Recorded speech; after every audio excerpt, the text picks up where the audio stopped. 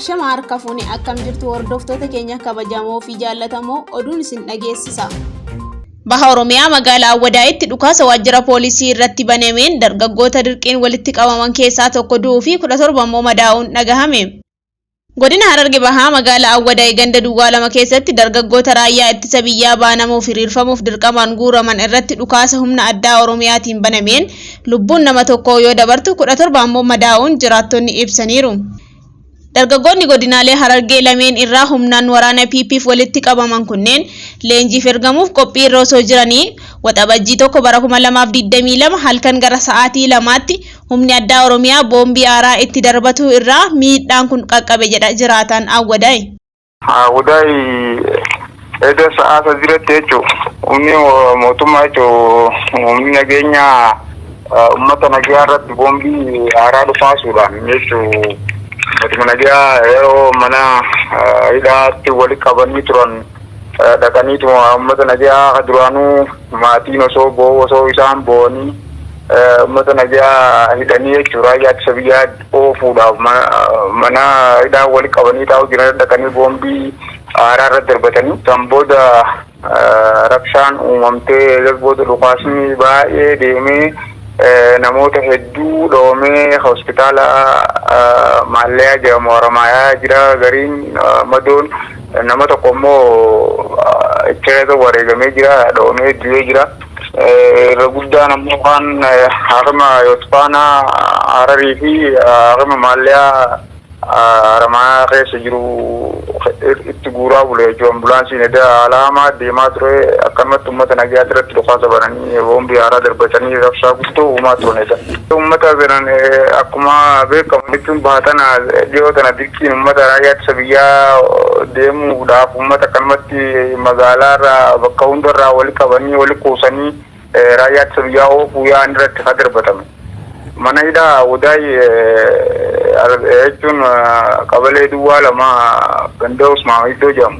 Poolisoonni humna addaa sababa maaliif akka dhukaasa kana banan ammaaf kan hin beekamne yoo ta'u, dargaggoonni kun fedhii isaanii malee duulaaf waan walitti qabamaniif mormii isaanii dhageessisuu irraa ta'uu akka hin oolle dubbatamaa jira.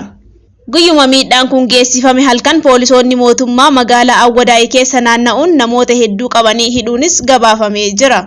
Mootummaan Bilchiginnaa haaluma wal fakkaatuun godinaalee Jimmaa fi Iluu Abbaa Booraa keessaa dargaggoota lola isaan hin ilaallannee fi aangoo PP tiksuu akeekkateef hiriirfachuuf jecha sossobaa fi dirqamaan guuraa jiraachuu odeessinu dhaqqabe ni hubachiisa.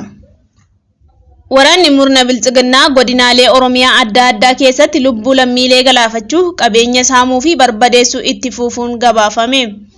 Loltoonni sirna PP konkolaattota 5 godina Horroo Guduruu Wallaggaa ona Jimmaa Gannatiitti bobbaafaman caamsaa 31 bara 2022 dukkaanotaa fi qabeenya uummataa saamuun kan hafe yoo barbadeessan burumtaa isaa waxabajjii 1 bara 2022 ammoo godina Shawaa Kaabaa ona Ilfataatti manneen jireenyaa qonnaan bultoota Oromoo 5 abiddaan barbadeessani. Godina Shawaa Lixaa ona Ambootti ammoo waxabajjii 2 bara 2022 gubamuu fi saamamuu qabeenya isaa didaa kan ture abbaan ijoollee 5 obbo Jaagamaa Tolchaa rasaasa waraana Bilchiginnaatiin ajjeefaman. Namoonni biroo hedduun ammoo manni isaanii qabeenya guutuu waliin duraa barbadeeffameera. Godinuma kana ona Dirree Incinnitti manni jireenya lammiilee Oromoo 3 abiddaan daareffamuu kan ibsan maddeen onichatti namoonni 300 caalan badii malee hidhamanii hiraarfamaa jiraachuu ifa godhani. Gabaasa dabalataa qindeeffanne oduun booda isiniif dhiyeessina. Bulchiinsa magaalaa Adaamaatti dabballoonnii fi hidhattoonni sirna Bilchiginnaa dargaggoota Oromoo hidhaatti guuraa akka jiran barame. Godina Shawaa Bahaa bulchiinsa magaalaa Adaamaa keessatti caamsaa 31 bara 2022 irraa eegaluudhaan dabballoonni Bilchiginnaa humnoota hidhattoota sirnichaatti dhimma bahuun qeerroo Oromoo hidhaa akka jiran gabaafame. Dargaggoonni kunneen kutaalee magaalaa Adaamaa hundarraa funaanamaa jiru kan jedhan maddeen sababni itti hidhamaa jiraniifis diddaa hawaasaa daranuu nutti hammeessuu danda'u sodaa jedhu irraa ta'uu addeessan. Dabaluunis waraana bilisummaa Oromoo Shawaa Bahaa ona Boosat keessaa waliin hidhata qabdu magaalaa Adaamaa keessas dhoksuun deeggarsa taasisaa fi jirtu jechuun akka yakkaman hubachiisaniiru. Diddaan uummataa fi haleellaan waraana bilisummaa Oromoo guyyuu itti hammaataa kan dhufe gartuun mootummaadha ofiin jedhu Bilchiginnaan dabballoota bobbaafatee hojjettoota waajjiraalee mootummaa adda addaa maqaa walga'ii fi konfiraansiin walitti qabuun maadhee yookaan seelii abaa'ootu isin keessa jira jijjiirama sirna keenyaan dhufe gufachiisuuf hojjechaa jirtu jechuun hojii irraa ari'uu fi itti dhaadataa akka jiru maqaan isaanii akka dhawamu kan hin feene hojjettoonni yaada nuuf laatan ibsaniiru. Bulchiinsa magaalaa Buraayyuu keessatti hidhattoonni Biltsiginnaa lammiilee Oromoo bakka jireenyaa fi dhalootaan fo'anii hidhaa akka jiran maddeen gabaasanii. Godina addaa naannawaa Finfinnee bulchiinsa magaalaa Buraayyuu ganda Malkaa Gafarsaa naannoo Filiidooroo jedhamuu fi guutuu magaalichaa keessatti dararaan waraana Biltsiginnaatiin ilmaan Oromoo irratti gaggeeffamaa jiru jabaatee itti fufeera. Kanneen waraqaa eenyummaa harkaa qabanii fi loqonni ittiin haasawan lixa Oromiyaa yookaan Wallagga ta'e gaafii tokko malee milishaa fi humna addaa Oromiyaatiin reebamaa mana hidhaatti darbatamu jedhameera. Kana malees mana hidhaa keessatti isin seelii waraana bilisummaa Oromooti jechuun cuubeedhaan rifeensa irraa haadaa akka jiran gabaasni arganne ifa godha.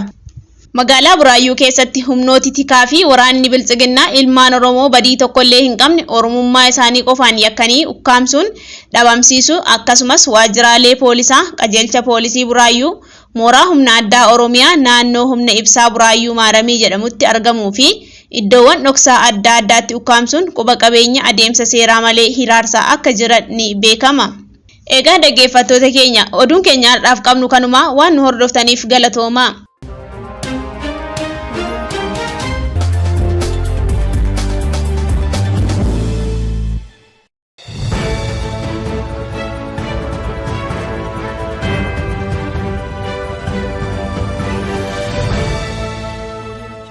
Waraanni murna Biltsiginnaa duula uummata Oromoo irratti gaggeessaa jiru itti fufuun lubbuu lammiilee galaafatu qabeenyaa saamuu fi barbadeessu gabaasni godinaalee Oromiyaa adda addaa irraa nu dhaqqabe ifa godha.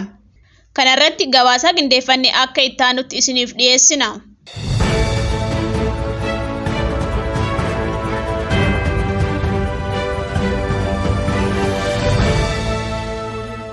Godina Shawaa Lixaa Ona Amboo ganda Gomosaa Saaxoo keessatti waxabajjii 2022 waaree booda gara sa'aatii 2tti waraanni PP abbaa ijoollee 5 kan ta'an obbo Jaagamaa Tolchaa rasaasaan ajjeesuun barameera.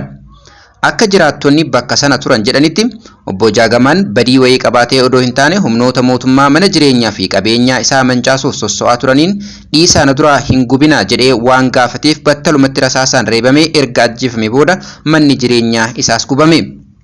Wayita ammaa kana maatiin obbo Jaagamaa bakka bulanii fi waan nyaatan dhabanii dirreetti hafuun rakkoo ulfaataaf afeeramus jiraattonni kun himanii jiru. Jiraataadhuma ganda kanaa ta'uu kan himan abbaan maatii 12 biraan ammoo midhaan gosa adda addaa itti dhama'uun oomishanii galfatanii fi qabeenyi biroo mana keessaa qaban humnoota mootummaa itti bobbaafamaniin jalaa barbadeeffamurraa rakkoof saaxilamuu dubbatan. Dabaluudhaanis mana jireenyaa fi qabeenyaa keenya wayita barbadeessan akka irraa dhaamsinee kanuma hafteen illee hin dandamanneef waraanni mootummaa naannichaa nu ari'uurraa qe'ee keenya cilee daaraa ta'etti deebine jechuun hammeenya murna mootummaadha ofiin jedhu ibsan. Godinuma Shawaa Lixaa Ona Ilfataatti ammoo waxabajjii 2022 humnoonni PP manneen qotee bultoota Oromoo 5 barbadeessanii jiru.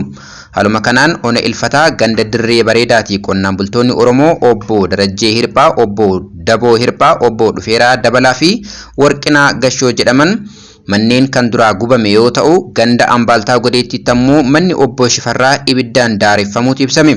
Loltoonni sirnichaa manneen jireenyaa qonnaan bultoota Oromoo kanneen midhaan fi uffata dabalatee qabeenyaa keessa jiru guutuu waliin duraa barbadeessuus maddeen himanii jiru. Godinuma kana Ona Dirree Incinnii ganda Boolaa Roggee jedhamu keessatti loltoonni mootummaa deeggartummaa bobuutiin yakkanii mana jireenyaa lammiilee 3 qabeenyaa waliin barbadeessan. Kana malees gandeen Tokkee Lameen, Tokkee Dagaagaa, Tokkee Abuyyee, Gaamoo Gambaa fi Monyoo Baashooraa jedhaman keessattis duulli hidhattoota sirna faashistii kanaan gaggeeffamaa jiru itti fufuudhaan haawwanii fi daa'imman odoo adda hin baasin dararaa geessaa akka jiru maddeen ni addeessu. Ona Dirree Incinnii keessatti manguddoota dabalatee namoonni 500 caalan waraana bilisummaa Oromoo waboo deeggartu jedhamanii hidhamuun dararamaa akka jiranii fi kanneen keessaa warreen waggaa tokko oliif murtii haqaa waakkatamanii manuma hidhaa keessatti dararamuu irratti argamanis jiraachuu hubachiisa gabaasni OMN irraa arganne. Haaluma wal fakkaatuun godina Horroo Guduruu Wallaggaa Ona Jimmaa Gannatii ganda biqiltuu Qidaamii keessatti caamsaa 31 bara 2022 loltoonni PP konkolaataa 5 gandeen uummataatti bobba'uudhaan qabeenya hawaasaa kan akka dukkaanotaa fi manneen jireenyaa keessa ka jiru cabsuun saamanii jiru. Loltoonni murna PP kunneen qabeenya saamicha isaanirraa hafe kan fudhatanii deemuu dadhaban ibidda itti qabuun akka barbadeessan kan himan jiraattonni namoota hedduu reebuu fi gariis qabanii hidhaatti darbuu addeessan.